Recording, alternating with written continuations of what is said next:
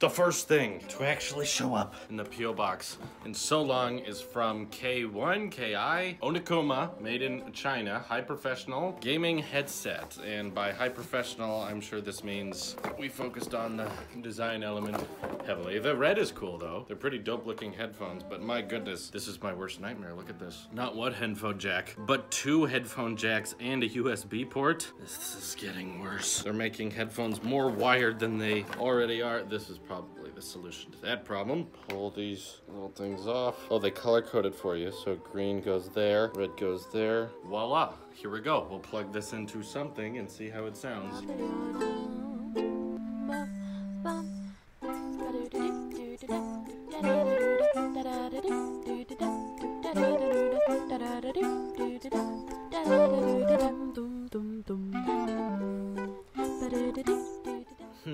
What do you think, Louise? How did the new headphones sound? I'd rate them 6 out of 8. Is that 3 out of 4? Yeah, they sound okay? It's kind of like they're far away. Like, yeah, distant it's sound. not in my ear, you know? It's not a very tight lock on the ear. It's too loose on my head. Well, they're not expensive headphones, but... They look cool though. I guess if you want to look like a gamer. Is there any way we can test out the microphone? I don't know. Mayday, mayday, we're going down. Kind of Happy Meal headphones, but give off sort of the gaming look. That's what you're going for. But yeah, it matches the phone, as Louise pointed out, because product red is for gaming, of course. So yeah, Onikuma. Is that how you say that? Onikuma. Got this little symbol on the side here. It reminds me of Temple Run. Yeah, these are my Temple Run headphones. Sweet.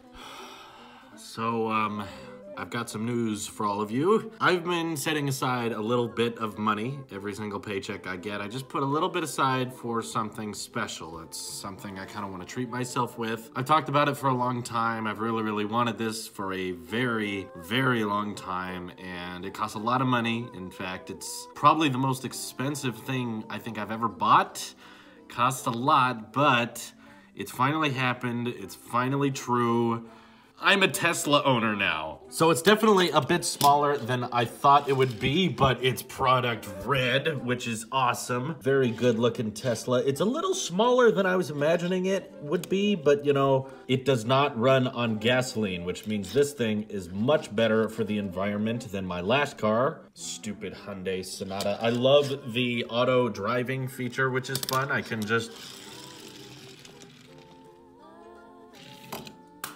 The auto crash feature wasn't working the way I thought it would work. But regardless, this thing is a lot of fun driving it through Chico and having a lot of fun playing with it. And it's portable enough that I can keep it at the base of my desk so that whenever I'm working on videos or watching stuff, I can enjoy the massive accomplishment that I've finally achieved of owning a Tesla. And it's here in the office now. So thank you guys for getting me there. I couldn't have gotten there without you. And to answer your questions, no, this is not the first time I've clickbaited people into saying I have a Tesla. This is actually the second and on this channel. But this time it's actually a little bit more truthful. So hopefully by the time I actually do buy a Tesla, no one believes me at all. That'd be the most funny thing. In other news, my day just got a tad bit better because I was going through some old files and I found a Starbucks gift card which I have yet to redeem that has 10 bucks on it. And I'm like, why did I never use this? And you know what? I'm getting deja vu because I think I vlogged an experience in which I found an old gift card from like years ago and it still had money on it, and then I went to Starbucks with it. But Starbucks is expensive, but it's better when it's free. And also, in other news, in this one,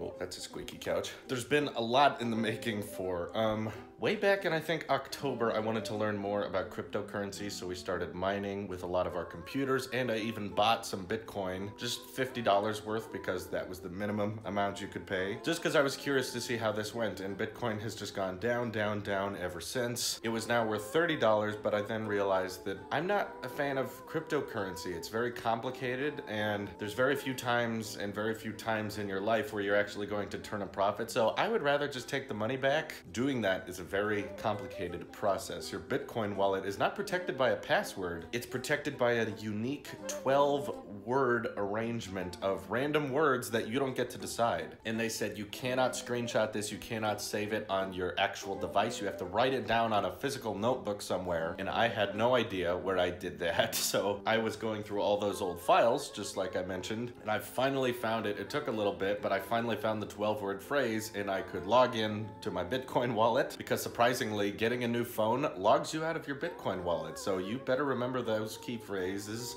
and those words. But once I did, I have to sign up for a different website called Bitcoin of America, and there you can sell it. They have to know your name, address, and all this stuff, and it's like, oh my God, just selling Bitcoin is a very complicated process. But luckily, this morning I got the money back for it via PayPal, so I lost 20 bucks over the span of a few months, but I'm just tired of watching the Bitcoin chart go all over the place. And I'm just not a big believer in cryptocurrency. I think it just takes way too long for transactions to process. It's way too complicated to tell everyone that you have 0.000384455 Bitcoin. And I think the only reason people buy into it is because they think they can get some actual US dollar currency out of it, not actually thinking they'll start buying things with literal Bitcoin. So I withdrew my money. I lost 20 bucks over a couple months, but I got my money back. I'm grateful for it because I almost forgot I had a little bit of money in my Bitcoin wallet. So made some money back, Starbucks gift card, pretty good start to the day. So I don't normally do this, but there's this YouTube channel, a tech channel that I've been watching a lot of lately. A bit of a smaller channel, but a longtime viewer of Tailosive and has very nice things to say. But his name is Viper, and he's rocking these awesome shades. And we're replaying a live stream we played earlier here, but he's just got a ton of energy, and that's his channel name if anyone wants to check it out. But what I'm most impressed about that a lot of tech channels don't have, up and coming ones, is just that way to be entertaining about everyday things. The fact that he can talk about bezels and chins and notches and all types of smartphones and still make it very, very entertaining. So if you're interested in supporting smaller YouTube channels, this is one I would definitely recommend because he's up and coming, which isn't a bad thing. You know, that means he's probably gonna read your comment. He's probably gonna notice you if you ask him a question, especially during these Friday night live streams he does every Friday, which I definitely joined into just because he's such a delight to watch. And I don't watch a lot of tech channels, so I think that should be saying something. I really appreciate your energy and just keep doing exactly what you're doing. You're doing a great job. So by the way, this is the current update on the gaming device situation, which there is many. This desk is a complete mess right now for several reasons. Well, for one, we tried to stream with Wyatt's PC because we figured Fortnite would run better with the Windows updates, but nay, actually plugging in our same webcam to that PC causes it to crash as well. So it's a universal Windows 10 driver problem that just hates our webcam in specific, because we can still plug that same webcam into a Mac and it works fine. And we've used that exact same webcam for several months on that PC and it has worked fine in the past. Just some Windows 10 update decided to crash it, just like Daily Dose of Internet's PC. So that's what switched us to playing on the Xbox One S. I'm not a fan of consoles. I don't like controllers. I prefer playing games with a keyboard and mouse, and we really tried to set up a way so that I could still play keyboard and mouse on the Xbox One S. We had this thing called the Zim or the Zemo that you could plug your controller in and a keyboard and mouse and it will emulate it, but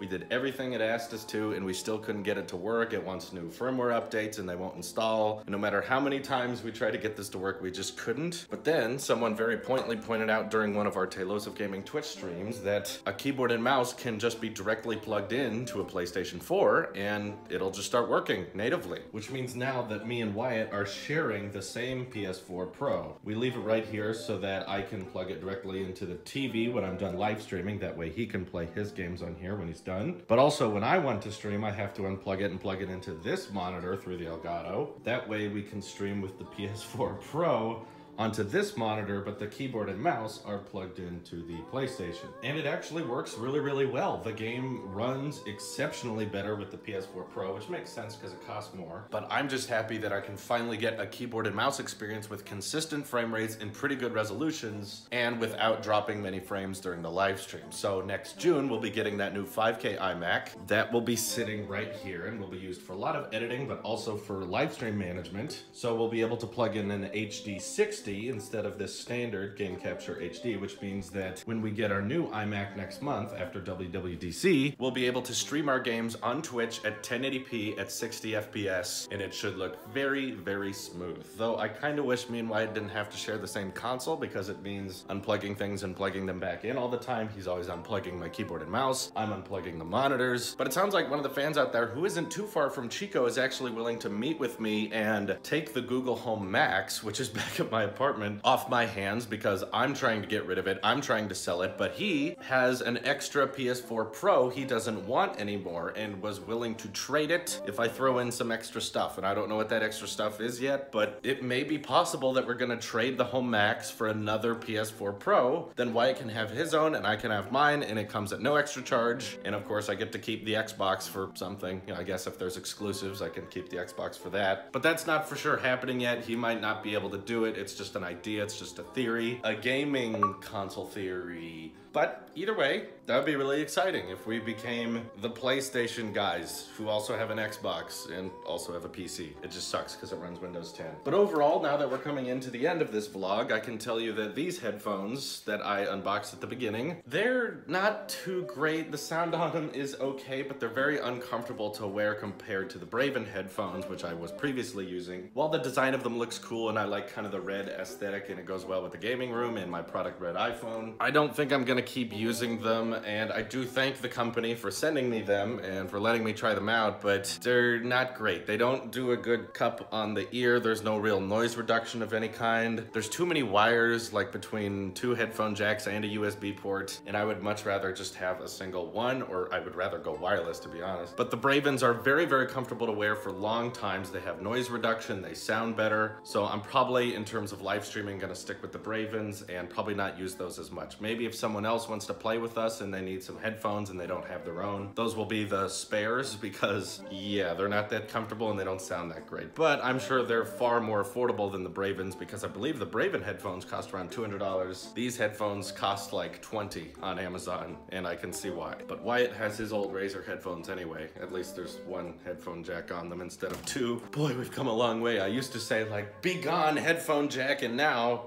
it's like, please don't have 2 headphone jacks, just have 1. But anyway, thank you guys for watching. Hope you found that interesting, and I will see you guys in the next one. Have a great one.